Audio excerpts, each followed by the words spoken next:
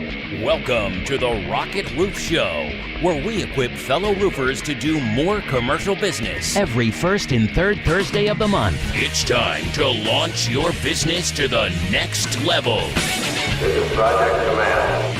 Stand by at power transfer. 3, 2, 1, blast off!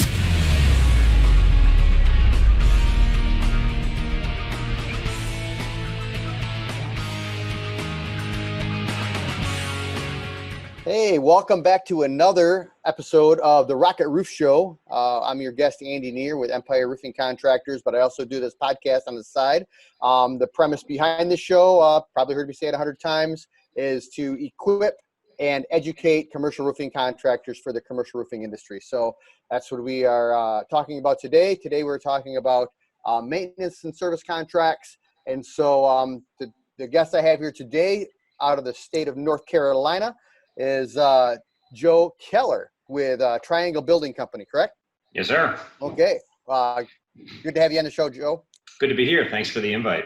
Yep. So actually met you earlier this last year. We looked at a couple roofs down in Carolina when I happened to be in the area. So we had been online chatting about some other commercial projects prior to that. So we know each other a little bit. Before we get started asking you questions, let me just get a little background of your business. Tell me a little bit about yourself and your business. Sure. So I own a roofing company in Eastern North Carolina, and we're headquartered in Raleigh, and we are a residential contractor and a commercial contractor. And like a lot of guys, we started as just a residential contractor and then kind of migrated over into the commercial, and we're even still in the process of that, right? So we're in the stages of the commercial roofing side of things. Yep. And we like a lot of folks, where in my area, we're predominantly doing storm restoration work. So we deal with a lot of customers that have issues that are related to storms, either it's hail or wind or some sort of weather event. And so we're working a lot with their insurance companies, and we've done that obviously on the residential side, and that's probably about 75 to 80% of our clients on the residential side. But we've transferred that over to the commercial side as well. And we have a maintenance and service program, which we'll get into here today, and that's pretty much in a nutshell what we're doing. But it's all roofing. So okay, cool. So it wasn't too long ago, a few years ago, where we don't really have many storms in Michigan. So door knocking and using insurance, and it was all like foreign to me. We might do one claim a year, and we never knock doors. And so in fact, we still don't knock doors. That's just something we don't need to do. But every market has a different caveat, right? So it's kind of interesting when I talk to some of you guys down there, like that's just what you do. I mean, it's like you do it every day, right? It's just part of it's part of the gig. And even when I kind of grew up in construction, this was even a little bit foreign when I started doing this, and I was kind of working with my team in the early stages, and they're like, okay, well, we're going to go door knock. And I'm like, why? and you realize it, but it's a big part of what we do down here. And I think in general with storm work. So. Yep.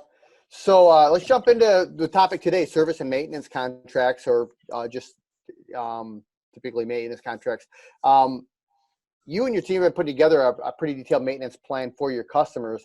And we're just going to be honest here. You haven't been doing this for 10, 20 years, maintenance contract, but it's something you knew that it's beneficial to the customer, and it's a profit center. It's a profitable thing for you too as a contractor. So tell us why 2020 was the year that you wanted to do that, and why other contractors should add this to their list of services.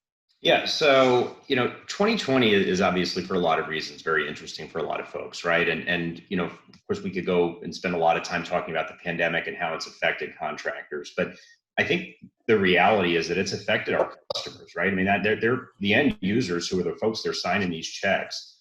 They're experiencing payroll issues. They're experiencing operational issues. And so they're having financial hardships. And so, naturally, as business owners, as entrepreneurs, I think we always want to take a step back and say, okay, is the business and what I'm offering to people a good service, and is it going to be sustainable? And I think to a degree, roofing is always sustainable, right? There's always going to be people that need roofs, and that's like recession proof. Right. Yeah. And I think that's in both worlds, right? Where it's the residential and the commercial side. And so, we're always looking for more. It's hard because, like we said earlier, most of my business is based off of canvassing and door knocking and customer interactions. And to talk to a residential homeowner and say, hey, I can get you a $10,000, $15,000, $20,000 roof, that seems great. But when you convert that over to a commercial side, there's not a lot of folks that are, you're talking about 250, 500,000, $1 million roofs. And so it's a very different transaction. And those folks are going to be a lot less prone to trust you because you knocked on their door. And so naturally we started looking for ways, okay, how do we get in front of those people? Because we're trying to break into that commercial market and make that a much bigger business unit within our organization. And so in keeping with the spirit of that canvassing side, we wanted to put a product in place that was easily palatable, that could build right off of the gate, right? If I just met you and I started talking about roofing maintenance and service, that's going to spark a conversation a lot sooner or a lot quicker than, hey, I can get your roof replaced. And so that was kind of the origin of it. And so from a 2020 perspective, I think recognizing that you have clients that are in that financial state right now where even if they've been budgeting for a new roof the past, couple of years and they've got that money, right now putting a roof on might not seem like the best business decision for them. We still want to help them, right? And they still have roof problems. And I think they still are in the market for a roofing service. It might just not be replacement anymore. And so offering them a product that is a lot easier to, on the wallet, and it's going to be a much more financially stable decision to get them through that hurdle and accomplish most of what they're looking to do on their building, I think could be a very good and lucrative idea. So 2020, I think, has just created a catalyst for it. Yep. And you mentioned a word there, hardship, financial hardship. And I think the industry, other industries too, but the roofing industry goes through strains, right? Where whether it's an election year, it's a pandemic, or it's a recession, or whatever weird thing is going on, the 9/11 hit, that was another bump, and there's a sudden uncertainty in the marketplace, and people look at that as like, oh, it's going to be a hard year. I'm going to have a hard time with this thing going on, but I always look at it like, whoa, that's opportunity. Because while other people are shaking in their boots, I'm like, people aren't going to stop buying roofs because there's a virus. There's not going to stop buying roofs because of this recession. They might be looking for more economical alternatives, which means I need to start looking at that. And so I like that you said that point there. We'd like to take just a quick break to thank our sponsor, Top Roof Marketing, a full-service marketing group that specializes in the commercial roofing industry. If you're looking to boost the commercial side of your business, they have lots of ideas to connect you with building owners who are looking for help. Visit toproofmarketing.com. What are some of the benefits that, maybe you already answered this, what are some of the benefits that customers can see from a maintenance plan? So, of course, the obvious, right? There's a cost, associated with this. And so if I'm a business owner, I'm looking at my existing roof. I've already bought it, right? I bought it when I bought the building. And so it's in my best interest to get as much life out of that as possible, because there's nothing fun about replacing your roof, right? No one gets excited except us. Yeah. Roof replacements. For building owners, it could potentially mean downtime in their operation, right? Or it could just mean a major inconvenience. It's generally a pretty significant six-figure number in most cases. And so it's in their best interest to try and make that existing roofing system last as long as possible. But the other benefit that I see and that we're talking to our clients about is it's the ability to control the inevitable, right? You're going to replace your roof. That's just part of the gig.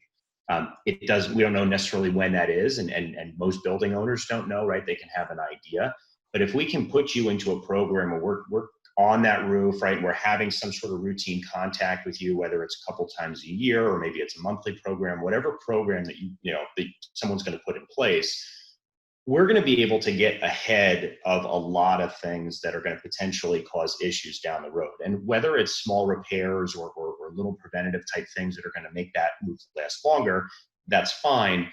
But from a planning standpoint, if you know what the end looks like, which is almost always going to be some pretty significant repair or replacement, if you get off that roof and you say, hey, look, we've got 5 years, and if this is part of the goal, right? We can get you that 5 years. It might not be a pretty 5 years, but we can get you there. That person then can know definitively, I've got this period of time where I can start budgeting for what I know is going to be the end. And so we find that there's a lot of value from both of those aspects. And those tend to be kind of the selling points that we're pitching to folks because it makes sense, right? It's something tangible that they can understand. Yep.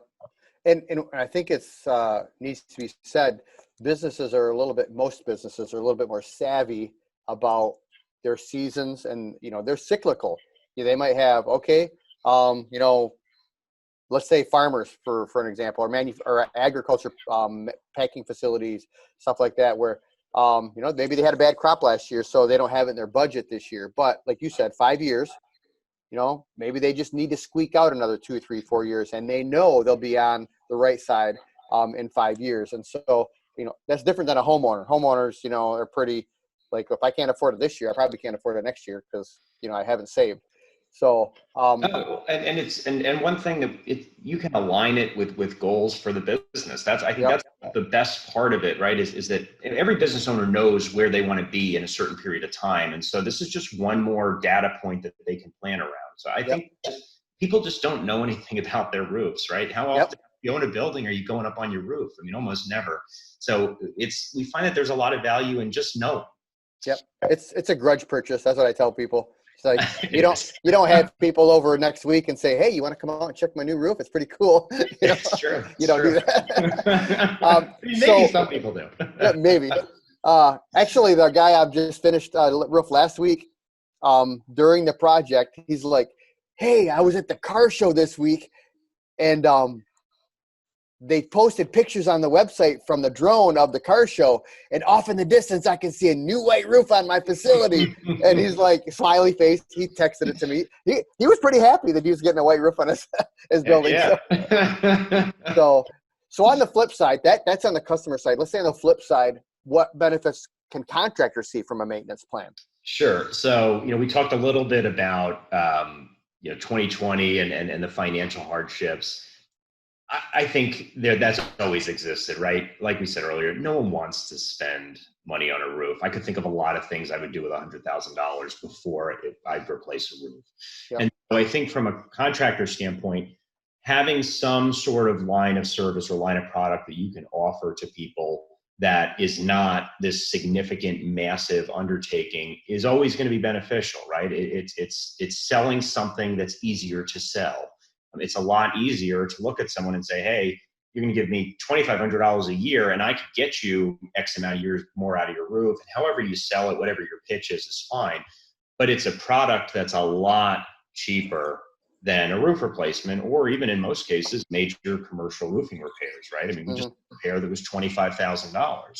Our maintenance program is an eighth of that annually. And so, had someone been on that, you could get away. I mean, they could have got up 6 years of our maintenance program before they would have even hit the same cost as that repair. So there's the ability to be able to sell more. There is the financial gain, right? There's a little bit of a consistency. I pride myself, probably like most roofers, in never seeing my roofing replacement customers again.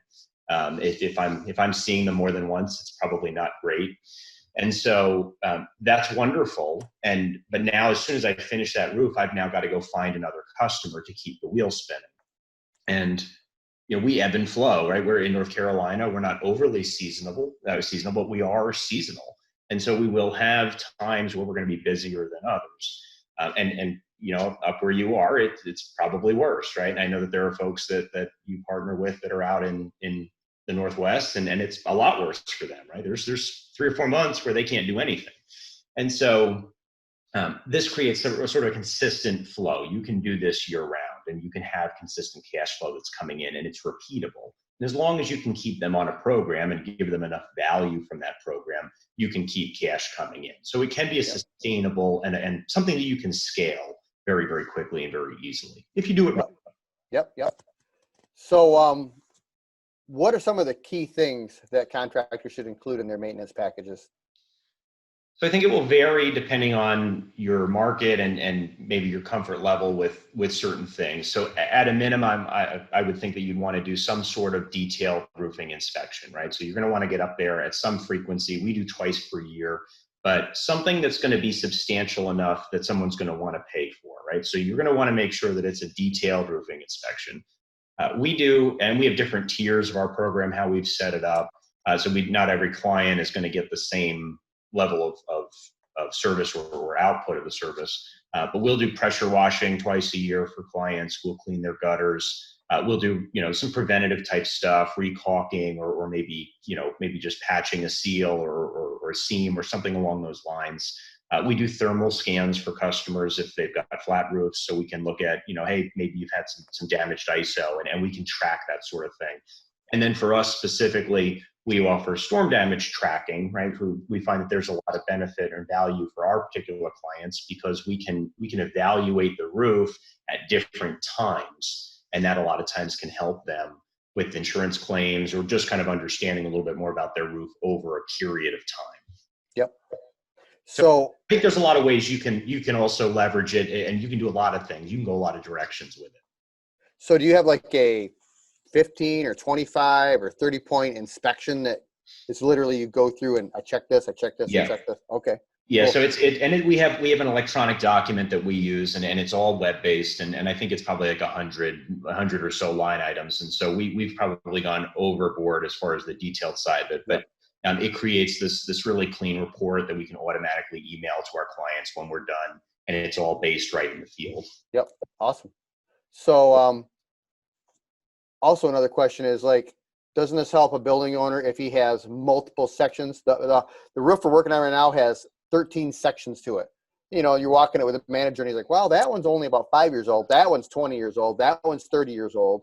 And maintenance plan is a roofing contractor. You can kind of track that on your maintenance plan, right? Instead of relying on the facility manager, you'd be like, well, we did this. I don't remember. I lost the paperwork. And then you're like, now I got to be a detective as a roofer because I can only help you because he's not a roofer, right? So do you find that a maintenance plan helps you to, okay, we're going to document this for you. Maybe it's multiple buildings or multiple sections. How does that play into your maintenance plan? Yeah, it's a tremendous organizational tool because we do run into a lot of that right now. Those are larger buildings, and I'll tell you that most of our clients are probably 200 to 300 squares, so we're not necessarily getting into a lot of that. However, when we were doing a lot of our market research as we were setting things up, that is one of the big benefits of having kind of an ongoing program and the ability to track and partition that roof, because you can then start depreciating or figuring out, going back to what we were talking about earlier with that planning side, hey, we know that section A on this roof is 8 years older than section B, so we're going to have to start planning for what's going to happen and at what frequencies. So yeah, I think it's very easy, and you might have to manipulate how you organize that data if you're kind of developing this out, but I think it's very, very easy to be able to show someone that in a form or in some sort of format that they can very easily understand that, they're going to have some progressive plan for their roof based on how they've kind of handled repairs over the years or additions or whatever it is. But no, that's definitely one benefit or one more benefit to having something like this. Okay. So maintenance plans also help for warranties and insurance claims. Can you talk a little bit about that? Yeah, so two sides to that, right? So the warranties, and if you're ever really, really bored, you should read your warranties. But a lot of your warranties from your manufacturers are going to somehow talk about having to have some regular inspection of that roof. Some of them will specify it, right? It has to be by a certified contractor. It has to be written. So there'll be varying conditions that exist. And so if you can write your service program in such a way, or one of your maintenance programs, you can pitch that and just make sure that, you can identify whoever the manufacturer is. You can get a copy of that warranty so that you can meet those requirements, that you can give that building owner something that's going to literally give them everything they would need if they're going to have some sort of claim down the road. And it's one of the biggest outs on warranties, right? Is, hey, you didn't inspect your roof for 7 years. Sure, we gave you a 20-year NDL, but you've done nothing to maintain it, and now we're out, right? It's crazy. I've seen some disclaimers from some manufacturers that literally say, if you have animal feces on the roof, it's not covered. And you watch for those errant birds. That's right. And so and the doggone raccoons, they just crap.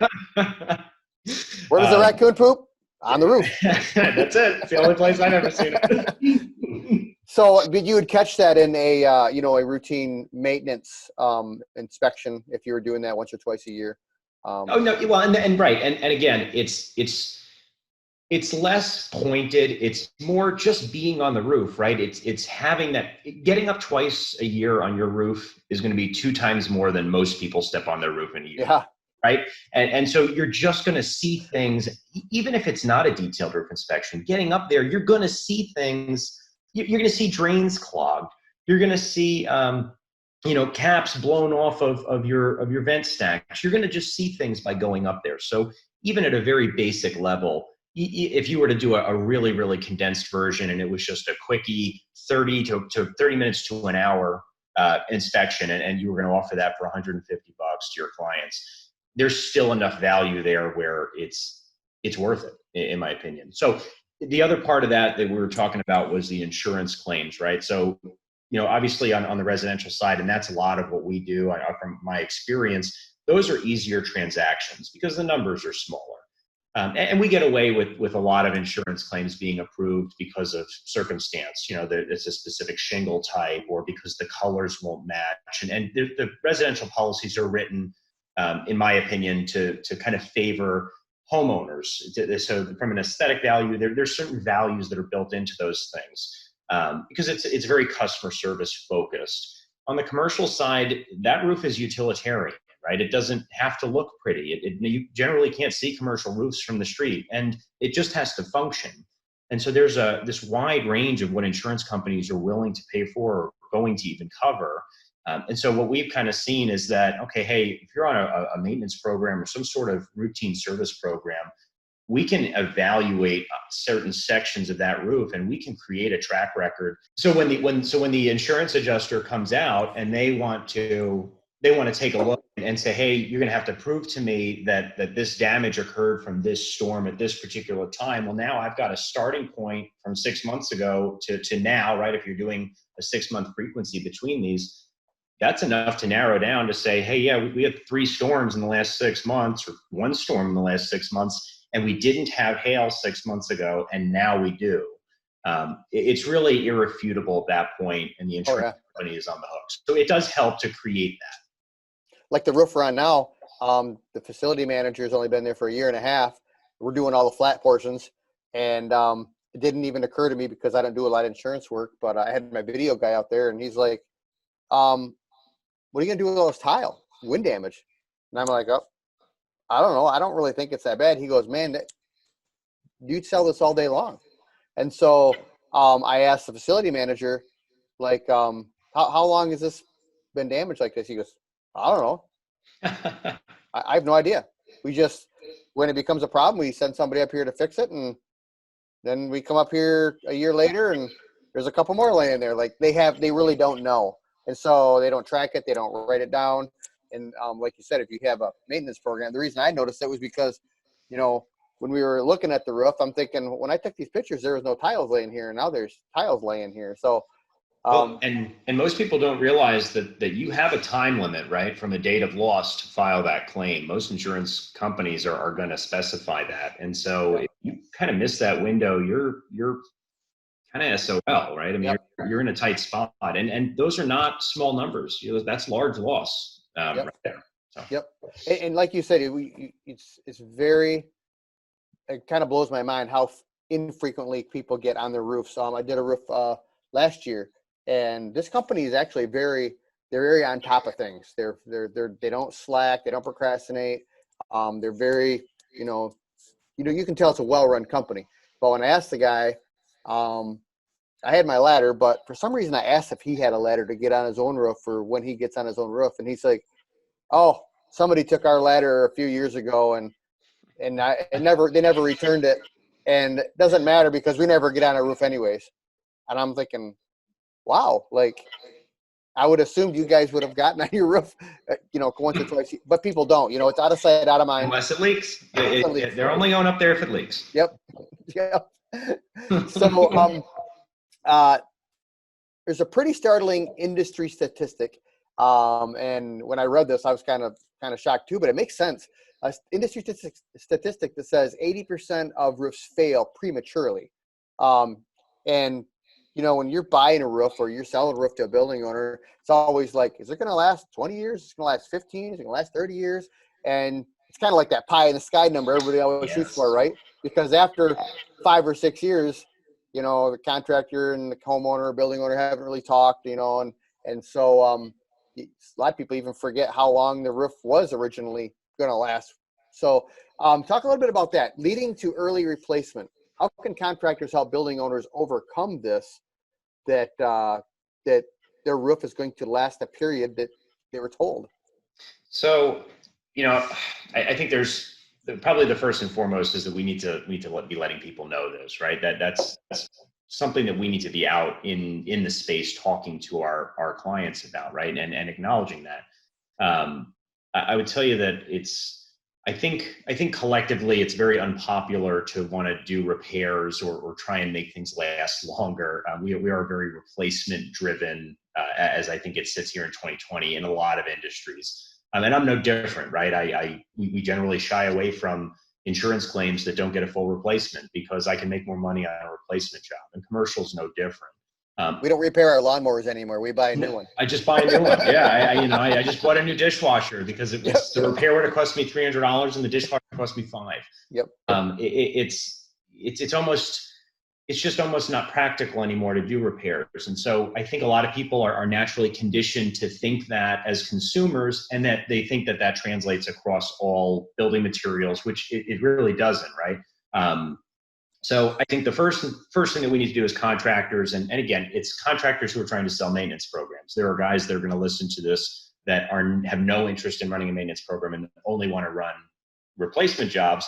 Those folks will probably never want to mention that statistic because it's not in their best interest. But the reality of it, in my opinion, is that that is true, right? That there are a large percentage of roofs that are just failing because they're not being maintained, or because they're being replaced before they need to be, because there's this big question mark of uncertainty, and people don't like that, right? They don't want to, okay, but your roof could last another 10 to 30 years. That's not good enough for people anymore, right? Yep. And so they just replace it because they want this clean slate. And so I think talking about it, acknowledging it, bringing that up, and using it as a selling point. If you're going to put something like this into place with a maintenance program, that's your avenue. That's the way that you're going to be able to actually put this into someone's mind so that they can understand it, is by making sure that they realize that replacing the roof doesn't have to happen immediately, right? In some cases it is. We get on roofs all the time where I look and I'm like, we're not going to put this on a maintenance program because it will fail, and we will look like we're not able to execute our own program. Yep. Nothing to do with us, right? It's all to do because of the roof and the existing conditions. But I'll tell you that most roofs can be repaired and can be on some sort of preventative program to match or sync up with the goals of an organization. You probably need to help that organization identify what a realistic number is. If you get on a roof as a roofing contractor, hopefully you know enough of what you're looking at to kind of give that person a realistic outlook. If the number is 2 years, you should tell them 2 years. But if it's 10 or more, right? Okay, hey, then that might be a good candidate. But I always leave an out, like, keep another 2 years out of here, but I really don't know. An HVAC guy could come up here and drop something, and you could have a leak next week. I don't, we don't know that. So I always kind of leave myself an out. So you said some contractors don't want to do maintenance contracts. They have no interest in doing it. But you also have the guys that do have interest in doing it that don't even know how to leak chase. Like, they don't know how to do repairs. I've run across these companies they're big companies. They got 30, 40 employees. They do a lot of work. And one of my guys on my team right now are looking at a facility, and they're like, yeah, this company's been making repairs for us for the last 15 years on this row. Well, when they do a repair, how long does it last? Until the next rain. We're like, why do you keep paying them? Like, they obviously aren't taking care of it. And it blows your mind that they still keep doing it. But but for whatever reason. So, well, and that's a good, right? I mean, that right there is that's proof of concept, right? You've got people, because it's cheaper, right? They keep doing it because it's cheaper than replacing the roof. And so if you just displaced that mindset with, hey, don't just keep paying the wrong people to do the repairs, get on some sort of preventative program, pay maybe a little bit more up front to get it fixed correctly, but then stretch those payments out. Because, you know, if you have someone come out to your roof 10 times in a year at $1,000 a clip, there's no maintenance program on earth that's going to cost you $10,000 a year, right? So, yeah. so you can get more life and more value out of it if you just took that exact same mindset, but you converted that repair concept over to long-term preventative maintenance. Yep. And that's, again, just a selling point, right? You could sell anything to anyone, but that would be the talking points that I would want to give to someone if they were kind of looking at putting this.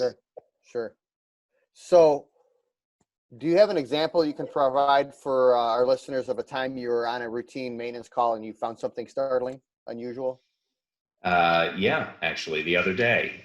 So we got a call. It's a client that we've done some residential work for, and so he invited us out to his commercial building he owns. He owns a landscaping company here in Raleigh, and he has a prefabricated metal building with an R-panel roof, an exposed fastener roof. And he said, hey, I'd love for you guys to come in and take a look at it, right, and give me an evaluation. And we had done an insurance replacement job at his home, so he was kind of hoping we could come out and do the same at his building. And so we did the roof inspection, and there was nothing wrong with the roof from a storm damage standpoint. However, while we were up there, we saw a couple things, and so we took some pictures, and we got off the roof. And the sales guy that I was with had asked him, hey, have you had any leaks? And he goes, yeah, I had a guy come out about 2 weeks ago, and he did some patching up by a vent stack that we identified was leaking. So we're like, oh, so we showed him the pictures. And so it was a piece of ice and water shield that someone had cut and molded into all of the ribs. And then they took roofing nails, because that would be the best choice. And they smacked them through the metal panel and the ice and water shield. And then they just ran NP1 around the edge and over the top of the nail heads. And by the time we had gotten there, right, so like in between where all the nails were, all of that had already bubbled and kind of come up, and it was just a matter of time before that was going to leak again. So not an overly extreme example. I'm sure there's a lot of patch type stuff up on metal roofs, because outside of cutting it out and welding in something new, what else can you do? Or you just go buy the bucket of stuff from Lowe's and paint it on there. So it's stuff like that. Like we see that a lot, right? We get on a lot of roofs and we're like, okay, well, we can probably do a more permanent fix here and then maintain it over a period of time. But, you know, I feel like there's a lot of just that desperation, it's leaking, I need to stop it now kind of thing. And that's, I feel like that's what we run into a lot. Yep. So. Yep. I actually ran. I would have loved to have maybe he could have used metal screws instead. That would have made me feel better, but the nails just put it over the edge for me. So. Yep. I can give you two examples. I was on a metal roof restoration estimate, walking the building with the representative about a month ago, and he's like, it's a pretty good building. It leaks a little bit here and there, but nothing major. We just want to, extend it out for another 20 years. We were talking about a coating restoration. And as we're talking, literally, when he was saying, it's a pretty good roof, I look down and I say, Dave, you notice this? And he's like, what's that? And I'm like, you got a bullet hole in your roof. He goes, really? How do you know that? I said, because the bullet's still sitting next to the hole. So and maybe I can have Meg put this on the screen in the video, because I picked it up and showed him, and it's like a 38. And the guy was just like, wow, that's crazy, And so, but another instance was a building that we were looking at, and the guy's like, once again, we don't have a ton of leaks, but we got a couple leaks in this area. And while we're walking and talking, the facility manager, I said, do you notice anything odd in this area right here? And he's looking, and no. They had like a little 6x6 penthouse where the you walk up the stairs and you come out on the roof. It's got a little bit of room.